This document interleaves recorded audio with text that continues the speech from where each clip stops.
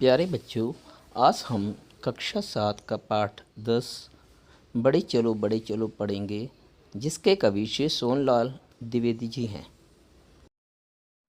बड़े चलो, न हाथ एक शस्त्र हो, न हाथ एक अस्त्र हो, न अन्न नीर वस्त्र हो, हटो नहीं डटो वहीं, बड़े चलो। रहे समक्ष हिम शिखर, तुम्हारा प्रण उठे निखर, भले ही जाए तन बिखर, रुको नहीं झुको नहीं, बड़े चलो। घटा गिरी अटूट हो, अधर पे काल कूट हो, वही सुधा का घूंट हो, जिए चलो मरे चलो, बड़े चलो। गगन उगलता आग हो, छिड़ा मरण का राग हो, लहू का अपना फाग हो, अड़ो वहीं गड़ो वहीं, बड़े चलो। चलो नई मिसाल हो, जलो नई मशाल हो, बढ़ो नया कमाल हो, झुको नहीं रुको नहीं, बड़े चलो।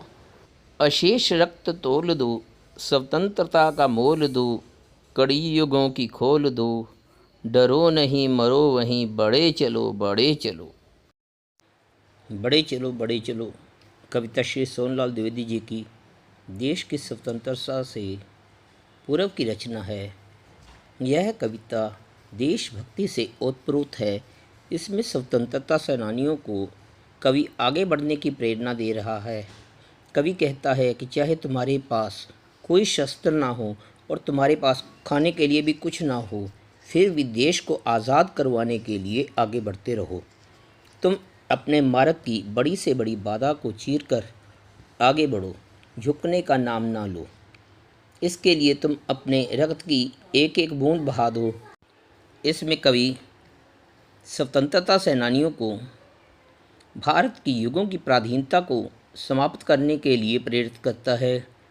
वह कहता है तुम आने वाली बाधाओं से कभी भी भयभीत ना हो और हमेशा आगे बढ़ते रहो। अभ्यास: नीचे गुरमुखी और देवनागरी लिपि में दिए गए शब्दों को पढ़ें और हिंदी शब्दों को लिखने का अभ्यास करें। शस्त्र, शस्त्र, अस्त्र, अस्त्र, अटूट, अटूट, मिसाल, उदाहरण, मिसाल। नीचे एक ही अर्थ के लिए पंजाबी और हिंदी भाषा में शब्द दिए गए हैं। इन्हें ध्यान से पढ़ें और हिंदी शब्दों को लिखें।